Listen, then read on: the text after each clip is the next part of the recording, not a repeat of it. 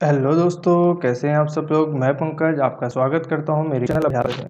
तो दोस्तों, आज हम बात करने वाले हैं 19वीं सदी के खड़ी बोली के हिंदी के आगे की कहानी, और हम लेके जाएंगे हिंदी को आधुनिक हिंदी की ओर। तो इस बारे में अगर हम कुछ बातें करते हैं तो हमको बहुत सी चीज़ें देखने को मिलती है। जैसे अगर हम बात करें तो 19वीं शताब्दी में आपकी जो बोली की भाषा है या जो आपका भाषा है वो आपकी कौन सी खड़ी बोली का आपका प्रयोग किया जा रहा है, और आपकी जो भाषा की लैंग्वेज है उसको डिफरेंट टाइप से आपका क्या किया जाएगा, यहाँ पर बांटा जाएगा। तो यहाँ पर हम बात करते हैं, बोलते हैं हिंदी साहित्य का विकास 19वीं सदी के आसपास हुआ था तथा इसके विकास में कलकत्ता के फोर्ट विलियम कॉलेज का आपका बहुत महत्वपूर्ण भूमिका रही थी। तो फोर्ट विलियम कॉलेज के बारे में आप जानते होंगे, तो उसकी एक आपकी क्या है, एक अलग विशेषता रही थी आपकी 19वीं सदी के। अगर 19वीं सदी के आसपास में देखेंगे तो यही एक कॉलेज था जिसमें आपकी हिंदी के साथ साथ इंग्लिश के बारे में भी आपकी पढ़ाई हो रही थी। ठीक है, अगर इस कॉलेज के विद्वानों की बात करते हैं या इसके प्रोफेसर की बात करते हैं तो जॉर्ज गिलक्राइस्ट इस कॉलेज के आपके विद्वान थे। लल्लू लाल जी, अगर हम बात करेंगे इसी शताब्दी के आसपास में जो व्यक्ति आए उसमें आपके कौन है, लल्लू लाल जी, जिन्होंने प्रेम सागर, सिंहासन बत्तीसी, बैताल पच्चीसी और शकुंतला नाटिका का आपका इनका आपका एक वर्णन दिया था। ठीक है, ये इनकी रचनाएं हैं।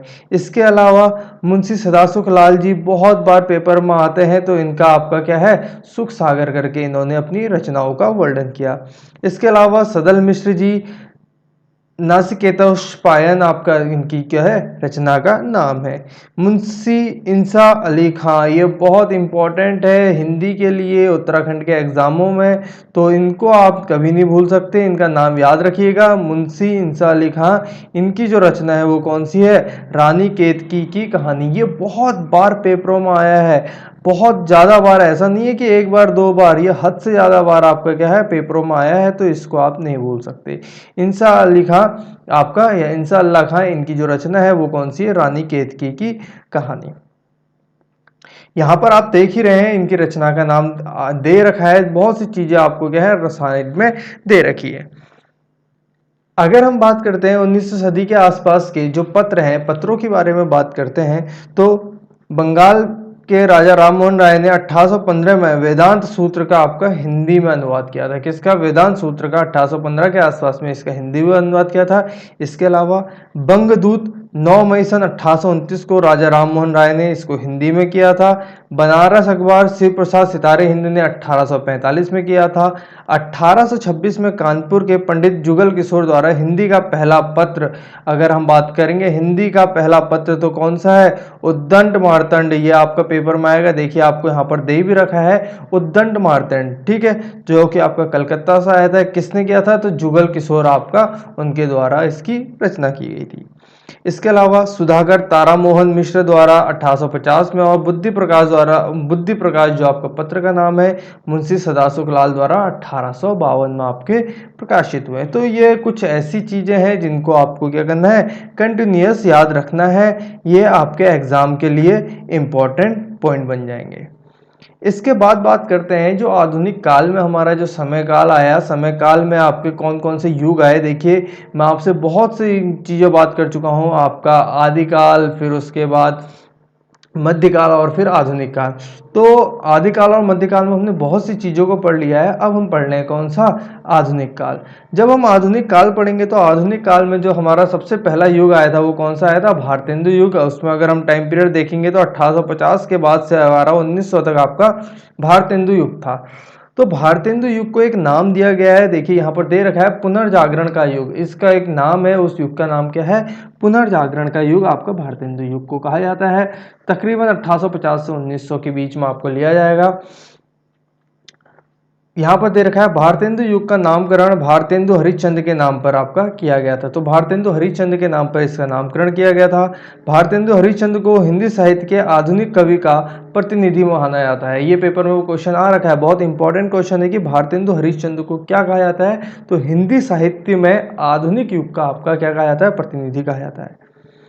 ठीक है, अगर हम इसके आगे की बात करेंगे तो पॉइंट दे रखा है कि हिंदी के गद्य को आपके जनक माने जाते हैं। मैं आपको पहले ही बता चुका हूं, जो आधुनिक युग है, ये अगर आप पुरानी वीडियो नहीं देखी है तो उन्हें देख लीजिएगा। जो आधुनिक युग है, इस आधुनिक युग को आपका गद्य युग या गद्य काल के नाम से भी जाना जाता है। ठीक है, तो सही मायने में अगर हिंदी के गद्य का जनक अगर किसी को माना जाएगा तो किसको का माना जाएगा? भारतेंदु हरिश्चंद्र को। इंपॉर्टेंट है तो ये आपको याद रखना है। इसके अलावा भारतेंदु युग में गद्य की आरंभ नाटक से हुआ था, ये बिल्कुल सही बात है। ये अपने जो नाटक है उनमें स्वयं अभिनय करते थे। ये किसके बारे में बात कर रहे हैं? भारतेंदु हरिश्चंद्र के बारे में, कि गद्य का आरंभ हुआ था और जो अपने जो भी लेखक करते थे इनमें अभिनय ये क्या करते थे? खुद करते थे। अगर हम बात करेंगे इस काल की भाषा की, तो भाषा क्या है? खड़ी बोली में आपका यह है। और जो यहाँ पर देखिए दो चीजें होती हैं, एक होता है गद्य और एक होता है पद्य।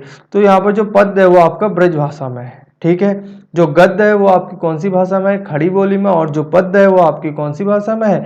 ब्रज भाषा में।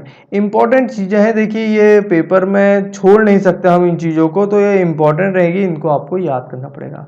भारतेंदु युग हरिश्चंद्र के नाम पर चला। ठीक है, खड़ी बोली का अच्छा खासा प्रचार चला। ठीक है, अगर इसको हम बात करेंगे गद्य काल की शुरुआत कहेंगे, गद्य काल का जनक अगर बोलेंगे तो भारतेंदु को कहेंगे। बहुत सी चीजें यहाँ पर आ जाती है, तो इन चीजों को आपको क्या करना है? कवर करना है।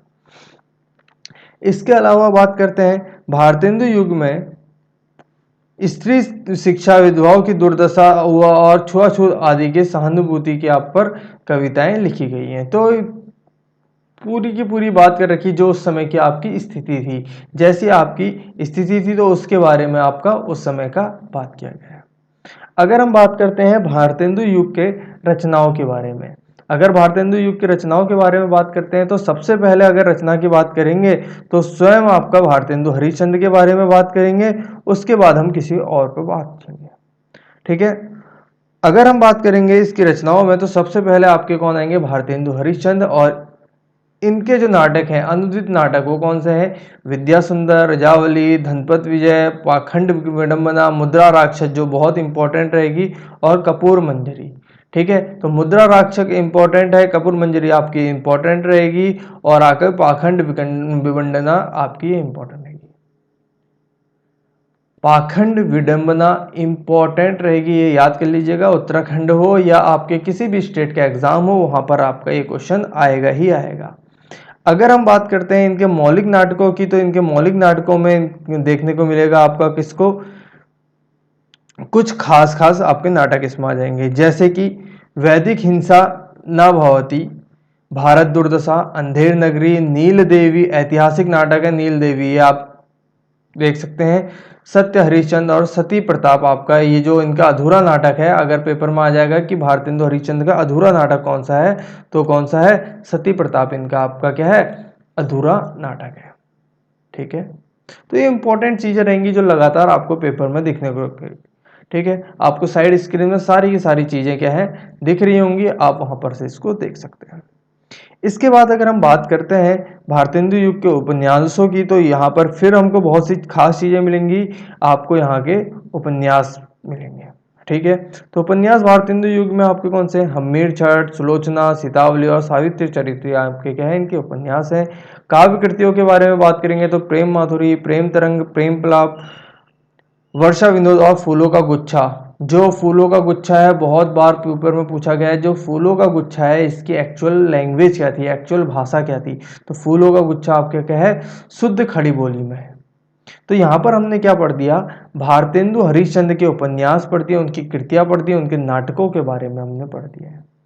इसके अलावा भी भारतेंदु युग में और भी आपके राइटर आएंगे, उनके बारे में देखते हैं। थोड़ी बहुत चीजें हैं, तो उन थोड़ी बहुत चीजों से ही आपका क्या है? पेपर बनता है। तो सबसे भारतेंदु युग में आपका भारतेंदु हरिश्चंद्र के बाद अगर हम बात करेंगे तो किसके बारे में बात करेंगे? प्रताप नारायण मिश्र के बारे में। प्रताप नारायण मिश्र के बारे में अगर हम बात करते हैं तो ये आपके हास्य और व्यंग में क्या थे? अग्रणी थे। मतलब हास्य की बातें हो या व्यंग करने की बात हो तो इनके रचनाओं में आपको ये देखने को मिलेगा। इन्होंने ब्राह्मण पत्र का संपादन किया। इन्होंने आल्हा और लावणी का प्रयोग अपने काव्य में किया है। ठीक है, तो प्रताप नारायण मिश्र ने आल्हा और लावणी शब्द का प्रयोग अपने काव्यों में किया है। इनकी रचनाओं के बारे में बात करते हैं तो प्रेम पुष्पावली, मन की लहर, श्रृंगार विलास, प्रताप लहरी, छठी हमीर और काली कौतुक आपकी ये क्या है, इनकी रचनाएं हैं। इनकी रचनाओं में जो खास है वो आपकी कौन सी है, श्रृंगार विलास बहुत इंपॉर्टेंट है जो लगातार पेपर में आई है, और प्रताप लहरी को भी आप क्या करेंगे, इंपॉर्टेंट मान के चलेंगे। ये लगातार आपको क्या है, पेपरों में देखने को मिली है। ठीक है, इनको आप क्या करेंगे, याद करेंगे। जैसे बद्री नारायण चौधरी, जो अगले व्यक्तित्व आएंगे हमारे पास वो कौन आएंगे, बद्री नारायण चौधरी। तो बद्री नारायण चौधरी फिर अपने आप में एक इम्पॉर्टेंट आपके व्यक्तित्व है। तो इनको हम किस नाम से जानते हैं, प्रेमधन के नाम से हम इनको जानते हैं। किस नाम से जानते हैं, प्रेमधन के नाम से हम क्या करते हैं, इनको जानते हैं। इन्होंने साहित्य नगरी नीरद और आनंद का दंबिनी का संपादन किया था। अगर इनके संपादन की बात करते हैं तो किसके, साहित्य नगरी नीरद एवं आनंद का दंबिनी का इन्होंने संपादन किया था। इन्होंने अब्र नाम से उर्दू में कविताएं लिखी थी। मतलब जैसे अगर मैं कल के दिन कोई कविता लिखता हूं तो मैं किसी अन्य नाम से लिखूंगा, तो वैसे इन्होंने किस नाम से लिखा था, अब्र के नाम से उर्दू में कविताएं लिखी थी। अगर हम इनकी बातों रचनाओं की बात करें तो जीर्ण जयाद और मयंक महिमा, वर्षा बिंदु, ललित लहरी और आनंद अरुणोदय इनकी आपकी क्या है, रचनाएं हैं। अगर हम इनकी रचनाओं के बारे में बात करते हैं तो मैं देख रहा हूं, आपको बता सकता हूं कि जीर्ण जायद आपकी इनकी जो इंपॉर्टेंट अगर रचना बात करेंगे तो वो आएगी। इसके अलावा मयंक महिमा, वर्षा बिंदु, ललित लहरी और आपका आनंद अरुणोदय ये इनकी प्रमुख रचनाएं हैं। इसके बाद जो अगला व्यक्तित्व आते हैं वो है आपका अंबिका दत्त व्यास। अंबिका दत्त व्यास जी के बारे में भी हमारा भारतेंदु युग में बहुत सी चीजें देखने को मिलती हैं। अगर हम इसमें बात करते हैं तो इंपॉर्टेंट बंदे कहलाते हैं। ये हिंदी एवं संस्कृत दोनों भाषाओं के आपके क्या थे, विद्वान थे। मतलब इनकी जो रचनाएं हैं उसमें हिंदी के साथ साथ क्या है, संस्कृत की लैंग्वेज आपको देखने को मिलती है। इन्होंने जो आपका संपादन किया वो किसका किया, पीयूष प्रवाह का इन्होंने संपादन किया। किसका किया, पीयूष प्रवाह। देखिए ये आपको याद करना पड़ेगा, ये आपको लिखना पड़ेगा कहीं ना कहीं कि इनका संपादन किस नाम से है, पीयूष प्रवाह का इन्होंने क्या करा था, संपादन किया था। इनकी रचनाओं में पावस, पाश्चात्य, सुकवि, सत्सई और आपका भरत सौभाग्य इनका नाटक है। गौ संकट भी इनका नाटक है। कंसवध आपका ये एक अपूर्ण नाटक आपका है। और बिहारी बिहार यह आपका बिहारी के दोहे और कुंडलियों के बारे में इसमें जानकारी करता है। तो ये इनकी रचनाएं हैं। कौन कौन सी, पावन, प्रशासक, सुकवि, सत्सई और आपका भरत सौभाग्य इनका नाटक है। गौ संकट भी इनका नाटक है। अगर कभी आ जाएगा कि अंबिका दत्त व्यास का अधूरा नाटक कौन सा है तो कंसवध इनका अधूरा नाटक कहलाएगा। बिहारी बिहार आपके बिहारी के दोहे और कुंडलियों के बारे में बात करता है। इसके बाद हम बात करेंगे राधा कृष्ण दास के बारे में। ये सभी के सभी व्यक्तित्व आपके कहीं ना कहीं आपको किसके बारे में, भारतेंदु युग के बारे में बात बताएंगे। अब राधा कृष्ण दास के बारे में अगर हम बात करते हैं तो इनकी रचनाओं में हमें कौन सी मिलती है, भारत 12 मासा इनकी रचनाएं हैं। दूसरी इनकी रचना है देश दशा। भारत 12 मासा इंपॉर्टेंट डाल लीजिएगा, पेपर में आ रखी है बहुत से। उसके अलावा देश दशा और राधा कृष्ण ग्रंथावली ये क्या है, इनकी रचनाएं हैं। किसकी, राधा कृष्ण दास की। अगर आप देखें तो इनके नाम पे ही आपका राधा कृष्ण ग्रंथावली इन्होंने डाल रखा है। इसके अलावा श्रीनिवास जी के उपन्यास है वो परीक्षा गुरु क्या है, हिंदी का आपका पहला उपन्यास। अगर हिंदी का पहला उपन्यास की बात करेंगे तो श्रीनिवास दास जी का आपका परीक्षा गुरु इनका प्रथम उपन्यास है। यहां पर एक अपवाद हमारे पास आ जाता है सामने को कि कुछ विद्वान श्रद्धा लाल फ्लोरा के उपन्यास भाग्यवती को हिंदी का पहला उपन्यास मानते हैं। अगर आप पेपर एग्जाम की ओर जाएंगे तो वहां पर आपको दोनों अगर ऑप्शन मिलते हैं तो उस समय आपको क्या है, इनका परीक्षा गुरु को आपका ही आंसर मानना पड़ेगा। परंतु अगर परीक्षा गुरु नहीं है आंसर तो आपका इनका कौन सा, भाग्यवती को आपका इनका पहला उपन्यास मानना पड़ेगा हिंदी का। इसके अलावा देवकी नंदन खत्री का आपका चंद्रकांता इस युग का आपका प्रमुख उपन्यास रहा। इस युग का अगर प्रमुख उपन्यास बात करेंगे, देखिए उपन्यास तो बहुत सा आगे, लेकिन अगर प्रमुख की बात करेंगे तो कौन सा, देवकी नंदन खत्री का कौन सा है, चंद्रकांता इंपॉर्टेंट रहेगा। इसके अलावा राजा शिव प्रसाद, जिन्हें सितारे हिंद के नाम से भी जानते हैं, इनकी जो रचना है राजा भोज, इनकी कहानी वो भी आपका बहुत इंपॉर्टेंट है। कौन सी? राजा भोज कहानी किसकी है? राजा शिव प्रसाद की है, जिन्हें हम सितारे हिंद के नाम से जानते हैं। तो भारतेंदु युग में जो हमने कुछ लेखकों के नाम पढ़े, जिसमें आपका राधा कृष्ण जी को हमने पढ़ा, देवकी नंदन खत्री को पढ़ा, राजा शिव प्रसाद को हमने पढ़ा, और आपका सदानंद फुलेरी को हमने पढ़ा, भारतेंदु हरिश्चंद्र को हमने पढ़ा। इसके अलावा अगर हम बात करते हैं तो हमने बहुत से लेखकों के बारे में बात करी है। बिहार के बारे में, जो इनके दोहे और कुंडलियों को, इनकी रचना को आपका एक करा अंबिका दत्त व्यास जी, इनके बारे में हमने पढ़ा। इसके अलावा अगर हम बात करते हैं बद्री नारायण चौधरी, जिन्हें प्रेमनंद के नाम से आते हैं, इनके बारे में भी हमने पढ़ा है। ये कुछ इंपॉर्टेंट है। अगर आएगा कि हास्य और व्यंग्य में अगर रचना कौन करता है, तो प्रताप नारायण मिश्र थे, जिन्होंने आपकी हास्य और व्यंग्य में आपकी रचना की थी। तो बहुत सी चीजें आ जाती हैं यहाँ पर। अगर एक क्वेश्चन मैं देख रहा था कहीं पर आपकी कि भारतेंदु हरिश्चंद्र का आपका अधूरा नाटक कौन सी वाली है, ठीक है, मतलब इनका एक जो रचना है वो आपके अधूरा नाटक आपकी कौन सी है, ठीक है। तो वो ऐसे क्वेश्चन आपको देखने को मिल पाएंगे। तो सती प्रताप आपका जो इसका आंसर है वो कौन सा है? आपकी जो इनकी रचना है वो या जो इनका नाटक है वो कैसा रह गया था? अधूरा रह गया था। कौन सा? सती प्रताप। ये आपको इंपॉर्टेंट डालना पड़ेगा, ये आपके पेपर में आ सकता है।